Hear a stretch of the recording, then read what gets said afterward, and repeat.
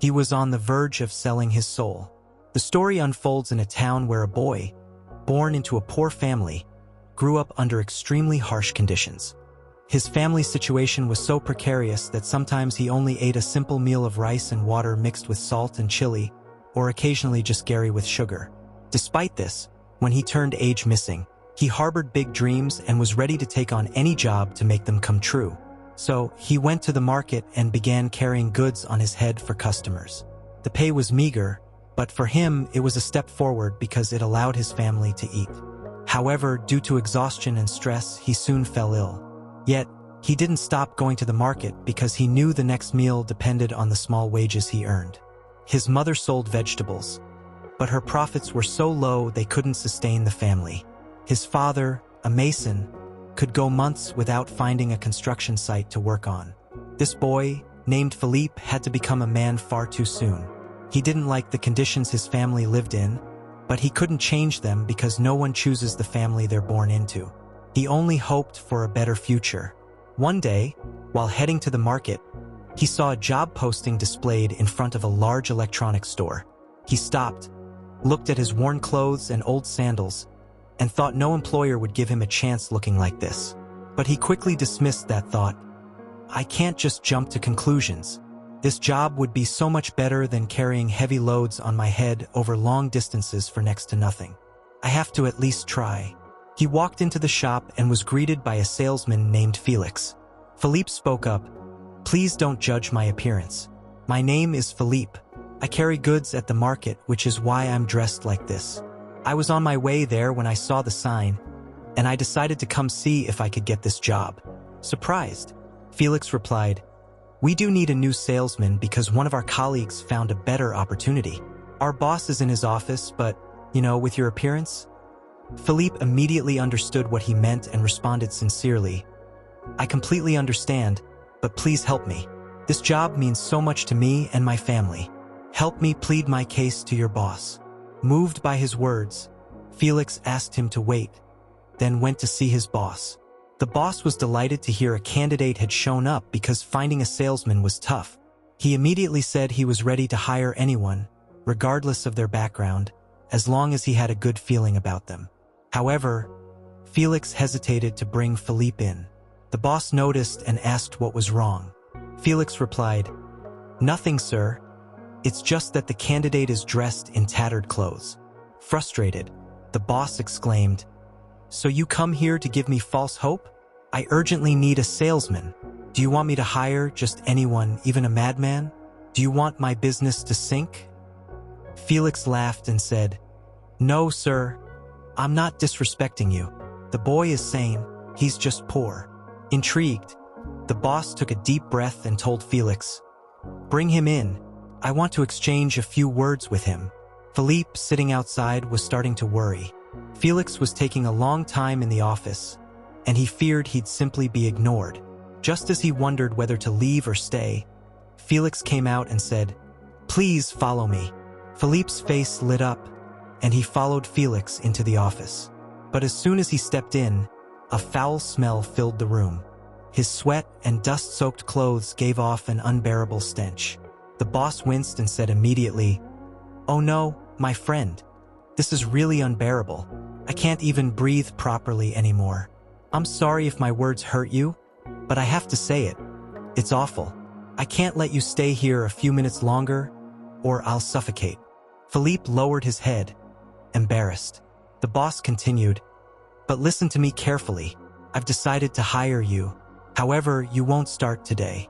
You'll come back tomorrow, and I'll pay you a monthly salary of 30,000 CFA francs. Philippe couldn't believe his ears. He wanted to express his gratitude, but the boss interrupted him, handing him a bill. Here, take this money. Go buy some soap and wash your clothes thoroughly. You need to smell pleasant for the people who'll be around you. Let's help each other stop global pollution. Please, now you can go. Thank you so much, sir. Philippe repeated, Thank you so much, as he left the office. He didn't take the words as humiliation. After all, his boss had only spoken the truth. But all he focused on was this. You start tomorrow, and your salary will be 30,000 CFA francs. It was an amount his father had never earned in one go, and now he was being offered a steady monthly income. Would he refuse just because of his boss's remarks? Of course not. He warmly thanked Felix and promised he'd do everything right and never give him a reason to regret helping him.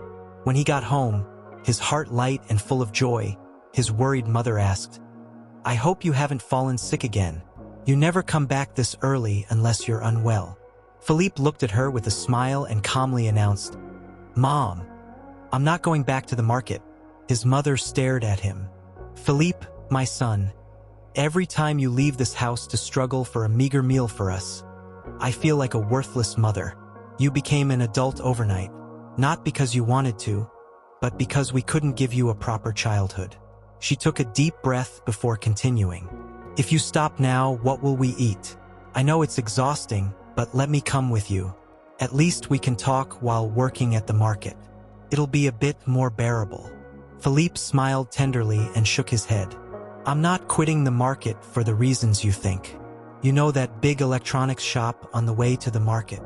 His mother thought for a moment. "The big electronics shop?" "Yes, Mom." "Oh, gross electronics." "Exactly. What about it?" Philippe took a deep breath and proudly declared, "This morning on my way to the market, I saw they were advertising a job. I went in and I got hired. I start tomorrow." His mother looked at him, mouth agape. "Just like that. Just like that, Mom. My son!" she exclaimed, moved. "And you'll never guess. My boss said he'll pay me 30,000 francs a month." 30,000 CFA francs?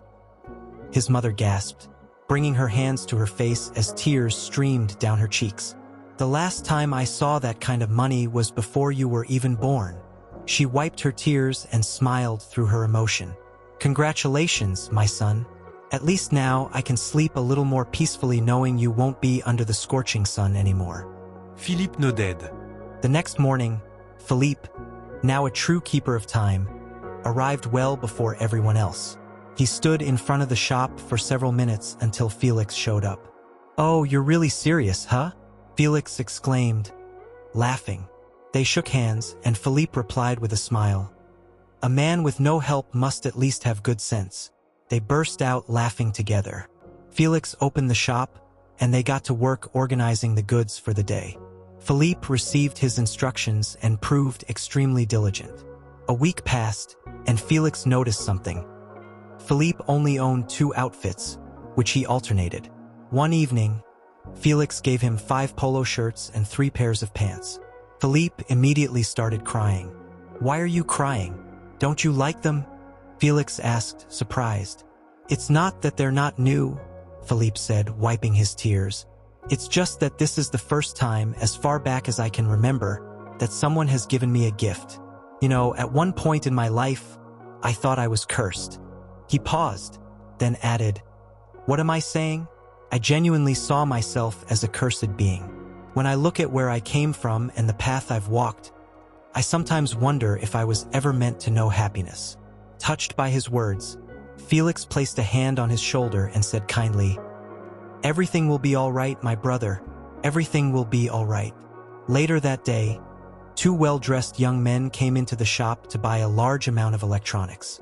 The bill exceeded 1,000,000 francs. Philippe watched them silently, stunned. These boys didn't seem more than 2 years older than him. He wondered how they could have earned so much money at their age. After their purchase, Felix prepared the receipt, and to everyone's surprise, the young men each left a 5,000 franc tip before leaving. Philippe, wide-eyed, looked at the money in his hand and exclaimed, "Huh? Just like that? Do you know how many bags of cement I'd have had to carry to earn this?" Felix laughed and replied, "That's nothing. Sometimes I go home with over 15,000 francs just in tips. That's the real profit here, not just the salary." Philippe, mouth agape, raised his hands to the sky. "Oh, thank God. Good thing I didn't let my outfit from the other day stop me from getting this job." "But wait, Felix, those guys are still so young. How did they make so much money so fast?" Felix smiled and gave him a serious look. "My brother, take your eyes off their pockets and thank God for what you have. The truth is, Some of them would dream of being in your place, but they can't anymore because they've gone too far. It's better to have little earned honestly with peace of mind than to roll in a fancy car by trading your soul. Philippe frowned. I don't understand. Felix shook his head and said, Good, some things are better left as they are. Come on, let's get back to work. After a busy day, Felix bought provisions at the market, grateful for the daily bread God granted him. Philippe made a big decision. He wouldn't touch his salary for a year. He wanted to save every cent to set his mother up in a business and prepare a project for his father the following year. Months passed and Philippe held firm. He saved his entire salary for 6 months. Felix had become like a brother to him, and their boss, who watched them closely, had big plans for them. But one day, tragedy struck Philippe's family. His father, working on a construction site, suffered a severe fall, breaking his hip. He was rushed to the hospital by his colleagues. The news devastated Philippe. He had no choice but to dip into his savings to pay for treatment. He couldn't watch his father suffer while his money sat in a bank account. One afternoon, one of the wealthy young men returned to the shop to buy even more electronics. Intrigued, Philippe dared to ask, Big brother, where are you taking all this? You bought similar equipment just a few months ago. The young man smiled and replied, This time, it's all for my mom. Philippe nodded, admiringly. Honestly, I respect your lifestyle. Do you have a moment to talk outside? I'd rather our boss not hear what I have to say. The young man agreed, and they stepped out to a quiet corner. Philippe took a deep breath before speaking. Big brother, I really admire your lifestyle and that of your friends. I'd love to be like you. My father had a serious accident at a construction site, and he's been hospitalized since. His condition isn't improving, and I've already spent all my savings on his care. Philippe looked the young man in the eyes and said, Please show me the way. I'm ready to do anything to get my father back to health. Meanwhile, in the office, the boss called Felix and confided, A friend of mine is looking to reward 2 loyal, hardworking, and honest employees. He asked me for suggestions, but honestly, my mind is clogged with electronics brands, not ideas. Give me some proposals. Felix thought and replied, It depends on his budget, but if he can help them start their own business, that'd be perfect. They've proven their loyalty to the company, and on the other hand, they'd surely manage it well and make their boss proud one day. The boss nodded, impressed. That's a brilliant idea. I'll call him right away. In the meantime, take this for your lunch. You saved me a lot of stress today. He handed Felix a wad of bills. Felix thanked him and left the office. The boss sat thoughtfully and murmured to himself, This is yet another confirmation of my desire to help these young men. I must act. On his end, Philippe continued pleading with the wealthy young man. The latter stared at him for a moment before sighing deeply. My brother, you see me spending money and wearing designer clothes, but deep down, I'm not happy. I'd give anything to be in your place. The life I lead comes at too high a price, and I could be wiped off the face of the earth at any moment. Determined, Philippe replied without hesitation, Whatever the price, I'm ready. The young man studied him for a long time before repeating the question 3 times. Each time, Philippe answered with the same resolve. All right then, meet me at this address tomorrow. He scribbled a location on a piece of paper and handed it to Philippe, who thanked him warmly before returning to the shop. Upon his return, Felix, intrigued, asked, Where were you all this time? Philippe lowered his eyes and replied, I just wanted to be alone for a bit. My father's situation is weighing on me. Felix observed him for a moment, then smiled. My brother, I can see the despair in your eyes. Come, sit down. I have something to tell you. They settled in a quiet corner, and Felix revealed, I'm 27 years old. Yeah, I know. I didn't ask, but your behavior gives me a clue. I'm the youngest of 6 siblings. My brother, the poverty you're going through is nothing compared to what I've experienced. Philippe listened silently, absorbing every word. I realized early on that sitting idle would get me nowhere. There was no hope, no light on the horizon. So, I decided to try something else to lift my family out of misery. He paused, then added in a darker tone, "Remember the day I told you not to try to understand how some young people get rich so fast? I was speaking from experience. I've walked that path and I can tell you one thing, there's nothing good to gain from it." Philippe frowned, intrigued. "What do you mean?" Felix stared at an invisible point ahead and continued in a somber tone. "One day, I met a marabout who promised me wealth, but there was a condition. He asked me to spend an entire night in a cemetery." Philippe shivered, but Felix went on. "A normal person would have run at that, but I stayed. At 10 p.m., he took me to a cemetery to recite incantations and left me there, naked with just a black and red tunic." He lowered his eyes, as if haunted by the memory. "That night, my brother, I saw things I can't explain. My body was lying there, but my eyes stayed open. I felt spirits enter me. The kingdom of darkness is black, and it only darkens your soul. 3 a.m., I knew I was changed. Something indescribable had entered me, chilling me to the bone. At dawn, the marabout returned, took me to a crossroads, and poured strange water over me. Water from morgue corpses. As it flowed, I drank what was left. At that moment, there was no turning back. 2 weeks later, I started a business with my small savings, and clients came from everywhere. Days later, money was pouring in. My family lacked nothing. I went back to thank the marabout generously, but, my brother, I couldn't sleep anymore. Whenever I closed my eyes, terrifying nightmares assaulted me. Spirits tormenting me. I went back to the marabout for a solution. He told me it was normal. That day, he said sacrifices would need to be made, but I shouldn't worry. He'd handle it himself. The next day, I got news that plunged me into eternal regret. My precious mother had collapsed and died on the spot. We gave her a proper burial because I had the means, but deep down, I knew I'd killed her. Life lost all meaning. Money had no value anymore. I sold all my cars, went back to the marabout, gave him every last bill, then sought a real church. I told the pastor everything. He imposed a strict 7-day fast, no food, no water. My brother, if you'd seen me during the deliverance sessions, I acted like a dog, a cat, a snake. Different creatures possessed me. But God, in His mercy, set me free. Since that day, I found peace and made a firm decision. I'll never trade this peace for anything. The little I earn here satisfies me far more than all the riches the devil offered me. God alone knows why He kept me alive and gave me a second chance. Because believe me, many have taken that path and never woke up the next day. So, my brother, suppress any urge to stray from the right path.